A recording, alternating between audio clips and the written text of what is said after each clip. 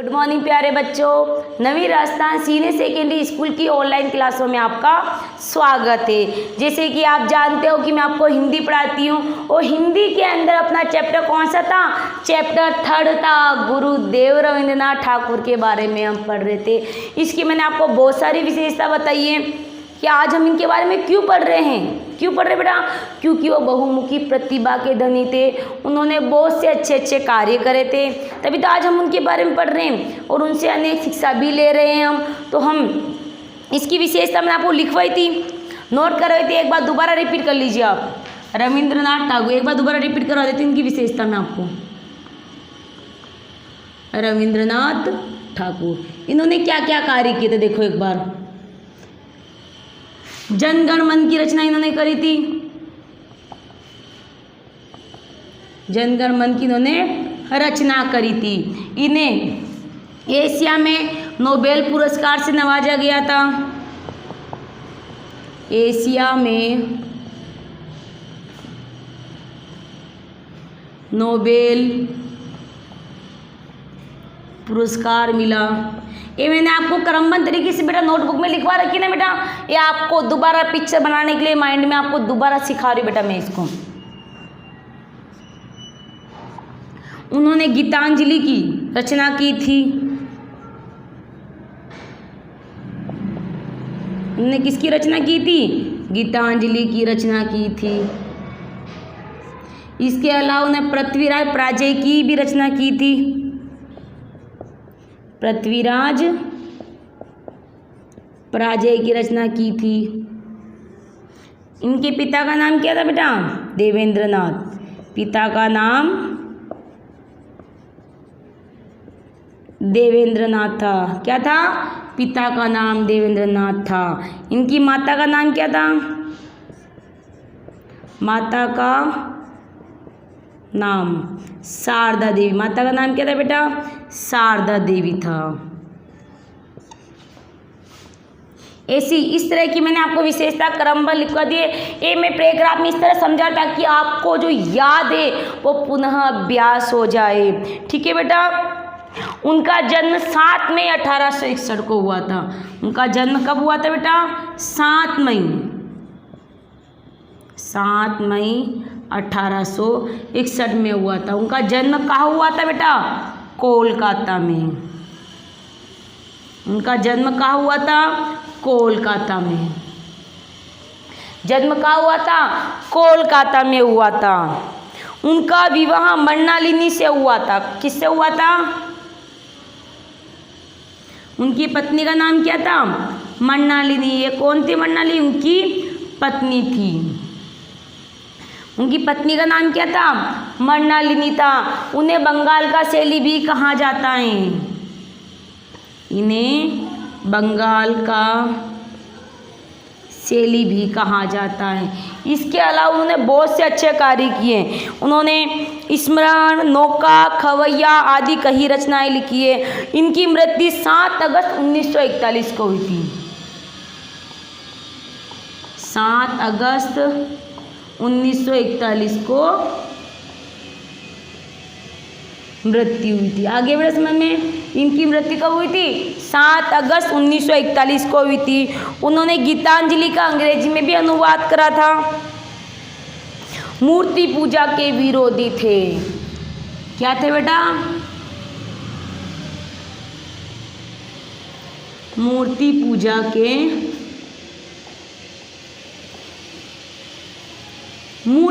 के विरोधी थे। किसके विरोधी थे बेटा? मूर्ति पूजा के वो विरोधी थे। आगे बेटा समझ में आपको। रविंद्रनाथ ठाकुर ने जनगण मन की रचना की, एशिया में नोबेल पुरस्कार मिला। सारी इस तरह मैं आपको क्रमबद्ध लिखा चुकी हूँ। अब आपको क्या करनी है? पाठ्य पुस्तक में क्या क्या दे रखा है इनके बारे में।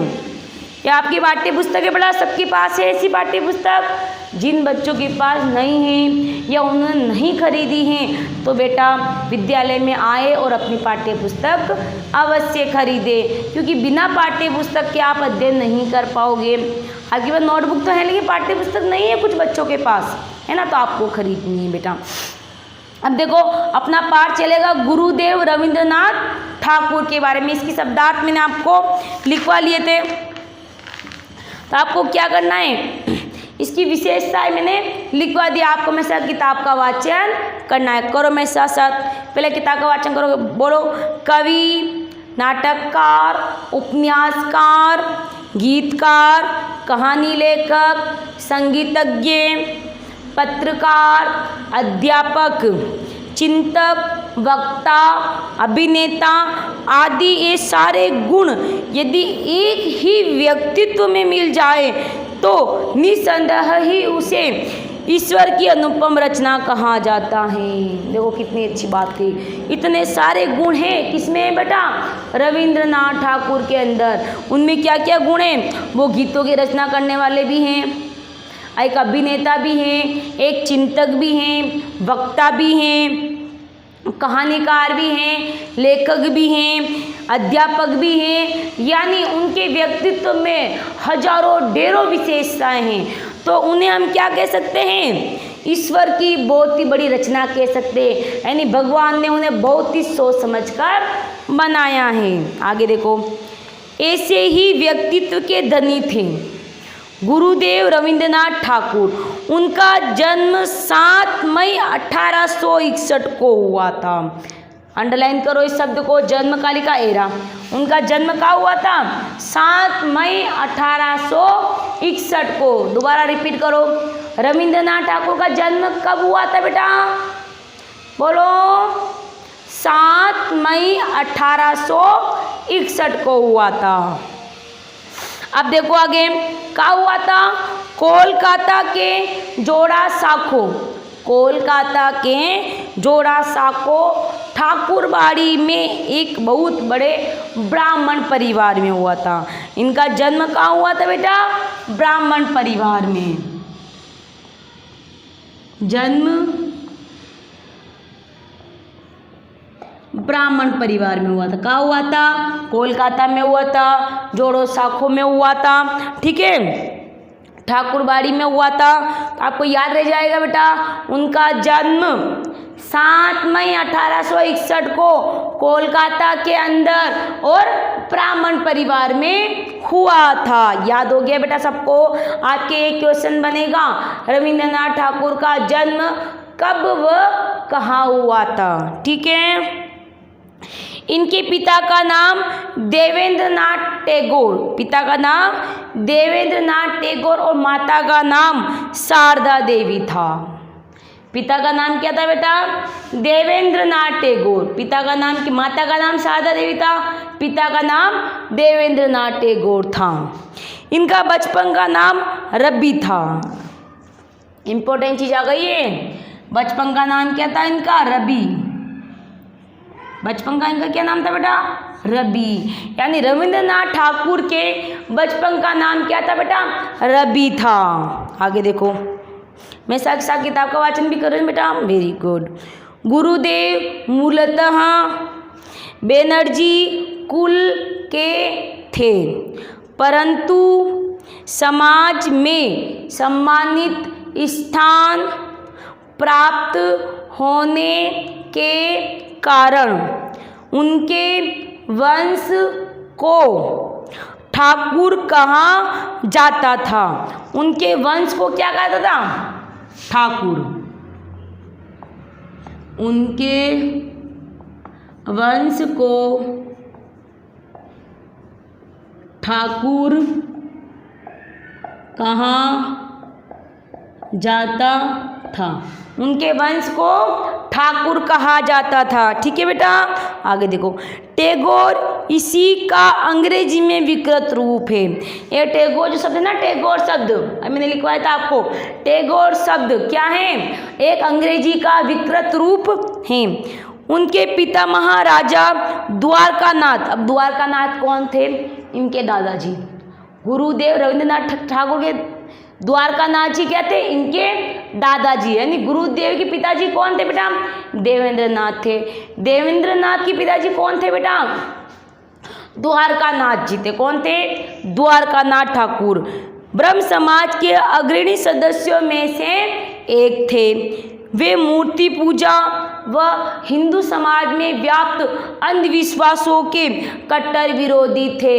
यानी हम मूर्ति की पूजा करते हैं ना, करते ना ईश्वर की पूजा, मूर्ति की पूजा, तो वो मूर्ति पूजा के कट्टर विरोधी थे। यानी हम मूर्ति की पूजा करते तो वो क्या विरोध करते इस चीज़ का कि मूर्ति पूजा कोई अनर्थ ही नहीं है। आप एक पत्थर की पूजा कर रहे हो तो क्या पत्थर के अंदर क्या भगवान है क्या? मतलब उनका ये मानना था कि जब भगवान अपनी स्वयं की रक्षा नहीं कर सकते तो हमारी कैसे करेंगे। उन्होंने एक बार ऐसा देखा था कि मंदिर के अंदर बहुत सारे चूहे भगवान के ऊपर उछल कूद कर रहे थे। मंदिर में क्या था, मंदिर के अंदर भगवान की मूर्ति के अंदर बहुत सारे चूहे है ना, और कुछ जानवर मूर्ति के ऊपर उछल कूद कर रहे थे। तो रविंद्रनाथ ठाकुर के पिताजी ने क्या सोचा, वे भगवान अपनी स्वयं की रक्षा नहीं कर पा रहे तो हमारी रक्षा क्या करेंगे। तो वो मूर्ति पूजा के कट्टर विरोधी थे। यानी मूर्ति पूजा नहीं करनी चाहिए कि मूर्ति तो निर्जीव वस्तु है तो हमें उसकी पूजा नहीं करनी चाहिए। ये विचारधारा किसकी थी बेटा? ये विचारधारा थी गुरुदेव रविंद्रनाथ ठाकुर के पिताजी की व इनकी थी। आगे, उन पर पश्चिमी सभ्यता का अच्छा खासा प्रभाव था। उन पर पश्चिमी सभ्यता का अच्छा खासा प्रभाव था। गुरुदेव के पिता श्री देवेंद्रनाथ ठाकुर का स्वभाव अपने पिता से मूलतः विपरीत था। यानी देवेंद्रनाथ ठाकुर है ना, इनके पिता कौन थे? द्वारकानाथ जी। उनसे इनका पिता का स्वभाव यानी आदत क्या थी? अलग थी। वे अत्यंत सादगी पसंद साधु स्वभाव के पुरुष थे। वो क्या थे? सादगी थे। यानी साधु शब्द किसके लिए आता है? जो परोपकारी होता है, अच्छे कार्य करने वाला होता है, हम उसके लिए साधु शब्द का प्रयोग करते। तो साधु स्वभाव के थे। श्री देवेंद्रनाथ ठाकुर के पिता, श्री देवेंद्रनाथ ठाकुर के पिता अथान राजा द्वारकानाथ ठाट बाट से रहने वाले व्यक्ति थे। ठाट बाट यानी सब कुछ था, आराम से खाने पीने वाले, आराम से रहने वाले व्यक्ति थे। आगे पढ़ो। परिणाम स्वरूप उनकी मृत्यु के बाद श्री देवेंद्रनाथ ठाकुर के कंधों पर बहुत सारा कर्ज आ पड़ा। अब देखो, देवेंद्रनाथ जो है ना, गुरुदेव रविंद्रनाथ के पिता देवेंद्रनाथ थे। देवेंद्रनाथ के पिता थे द्वारकानाथ, है ना। तो वो क्या करते? ठाट बांटते रहते थे। उन्होंने बहुत सारा कर्जा कर रखा था। तो फिर इनके पिताजी की जब मृत्यु हो जाती है ना, जब वो मिट्टी में लीन हो जाते हैं तो सारी जिम्मेदारी इनके ऊपर आ जाती है। आती है ना बेटा, पिता की जिम्मेदारी किस पे आती है? बेटे पर आती है। तो सारी जिम्मेदारी देवेंद्रनाथ के ऊपर आ जाती हैं। तो सारा कर्ज हो जाता है जो कि उनके पिता ने समय समय पर लिया था। भाई इनके पिताजी ने, यानी रविंद्रनाथ ठाकुर के दादाजी कौन थे? द्वारकानाथ जी थे। उन्होंने समय समय पर क्या लिया था बेटा? कर्ज लिया था। वे चाहते तो इस कर्ज से मुकर भी सकते थे। अच्छी बात है बेटा। देखो, अगर देवेंद्रनाथ जी चाहते तो कहते नहीं, ये कर्ज तो मैं नहीं चुकाऊंगा, मेरे पिताजी ने पैसा उधार लिया है, मैंने थोड़ी ना लिया है, हमें पिताजी तो मर चुके हैं, पिताजी से मांगो, मैं क्यों दूँ, बोझते ना।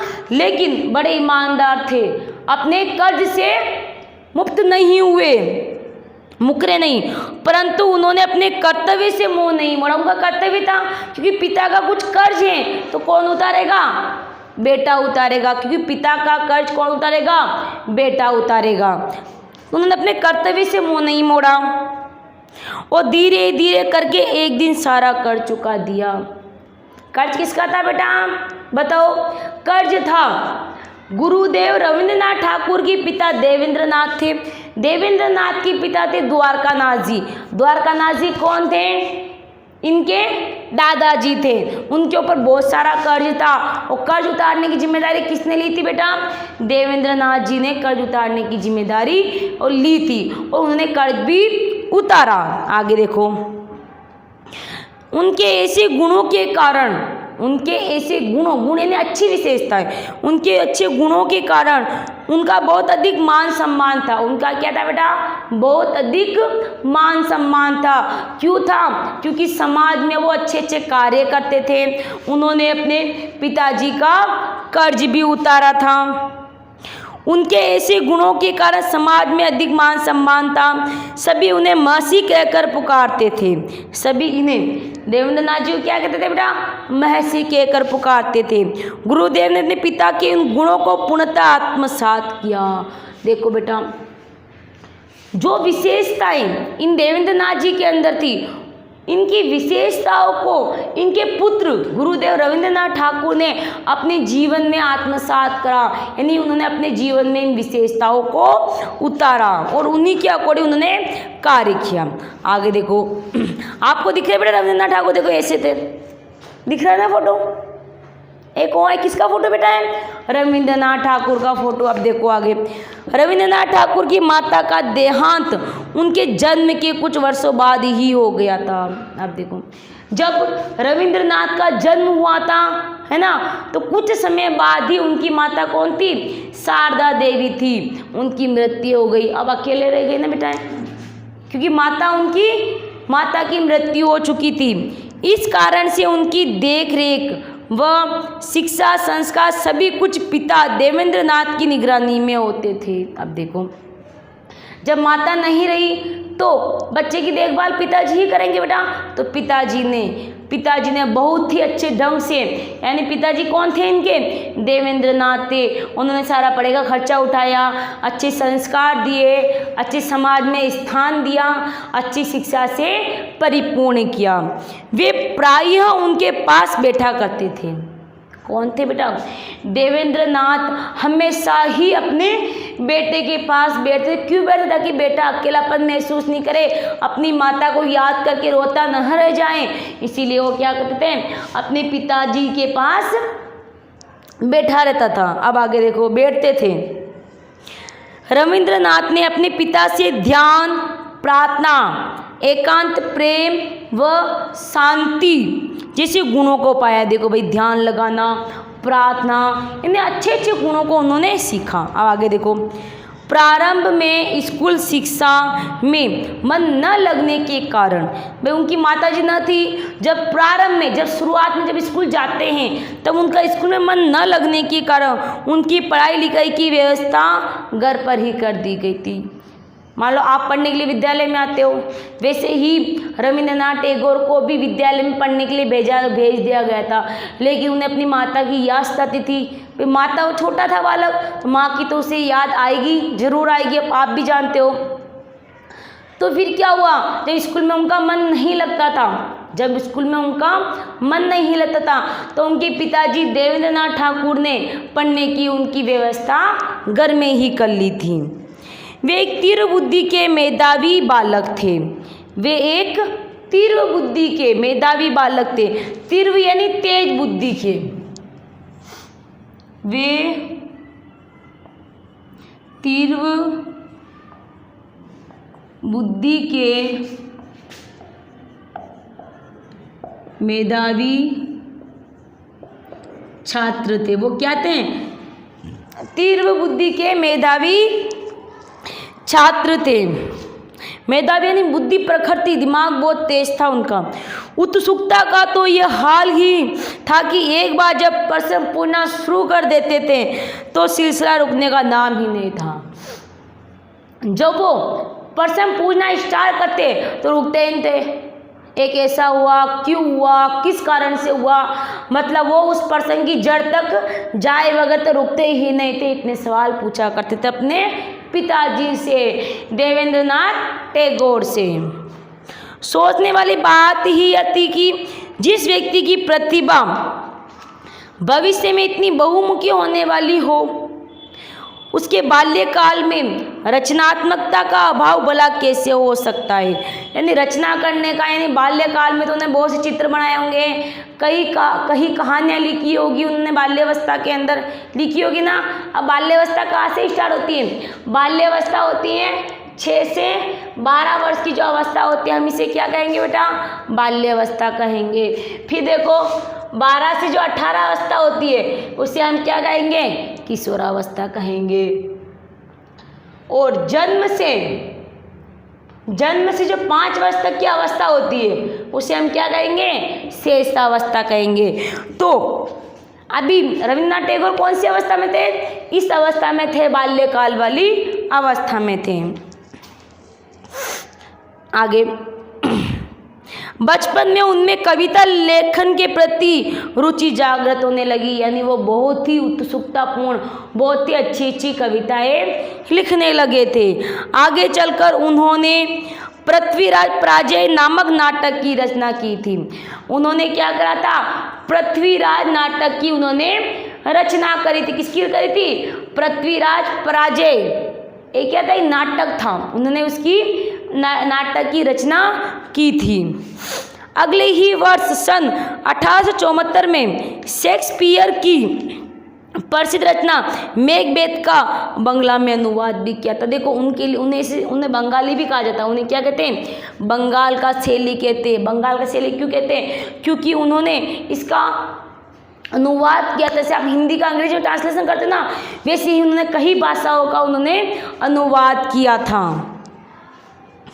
आगे देखो, 1879 में उन्होंने कानून की शिक्षा प्राप्त करने के लिए, लॉ की पढ़ाई करने के लिए यूनिवर्सिटी कॉलेज ऑफ लंदन में दाखिला लिया। भाई पढ़ाई करनी है आगे की तो हमें कॉलेज तो जाना ही पड़ेगा। तो उन्होंने कौन सा कॉलेज पढ़ा था? बोलो, यूनिवर्सिटी कॉलेज ऑफ लंदन में उन्होंने क्या लिया था?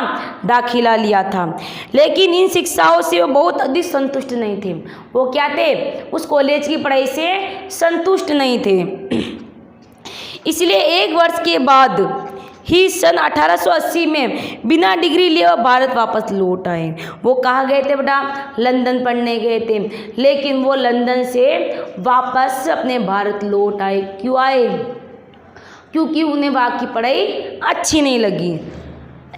आगे देखो, फिर 9 दिसंबर 1883 को उनका विवाह मृणालिनी देवी के साथ हुआ। मैंने अभी बताया था आपको, उनकी पत्नी का नाम क्या था बेटा? मृणालिनी था। उनका विवाह किससे हुआ था? मृणालिनी से हुआ था। कब हुआ था? 1883 में। कब हुआ था? 1883 में उनका विवाह हुआ था। अब तक वे ऊंचे स्तर की परिपक्वता, उनकी तो एक रचना थी मानसी नामक से प्रकाशित हुई थी। उन्होंने एक रचना लिखी थी मानसी, जो मानसी के नाम से प्रकाशित हुई थी। अब तक वे ऊंचे स्तर की परिपक्व रचना लिखने लगे थे। उनकी लोकप्रियता के कारण उन्हें बंगाल का शैली, मैंने कहा ना, उनकी लोकप्रियता के कारण उन्हें बंगाल का शैली भी कहा जाने लगा। इनके पिता के कहने से सियालदा नामक गांव के शांत वातावरण में रहने लगे, साथ ही जमींदारी की देखभाल भी करने लगे थे। अब आप HW के लिए कार्य डालेंगे बेटा।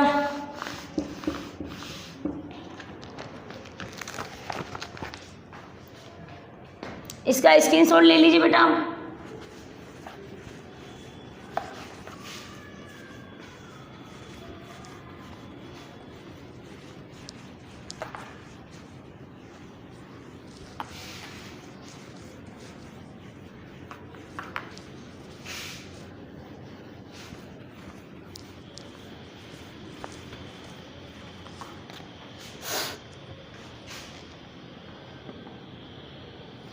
पहला क्वेश्चन है, सही उच्चारण करो। सही उच्चारण करो। तो आपको क्या करना है? मैं कुछ शब्द लिखूंगी, हार्ड शब्द है, कठिन शब्द है, उसको 5 बार लिखना है। पहला शब्द है विकृत, पढ़ो इसको, विकृत। इसको क्या करना है? आपको 5 बार लिखना है। फिर अगला शब्द है कट्टर। शब्द क्या है? कट्टर। इसको लिखना है बार बार आपको, ताकि शब्दों में अशुद्धि नहीं रहे। कृत्य, मिश्रित,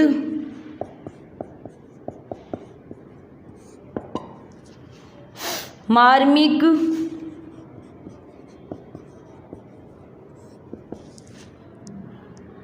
फिर एक कृति। इन शब्दों को आपको क्या करना है बेटा? बार बार 5 बार इन शब्दों को लिखना है।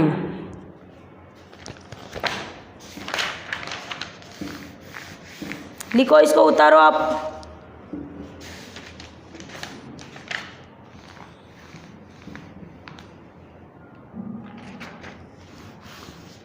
फिर आप एक सुलेख करोगे। ये तो क्वेश्चन नंबर 1 हो गया, क्योंकि जब चैप्टर पूरा हो जाएगा बेटा, कुछ चैप्टर रह गया है, जब चैप्टर पूरा होगा तो उसी के अकॉर्डिंग मैं आपको आंसर करूँगी।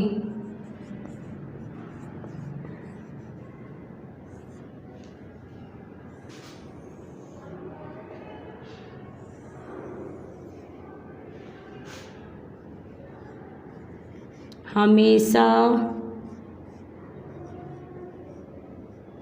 सत्य की जीत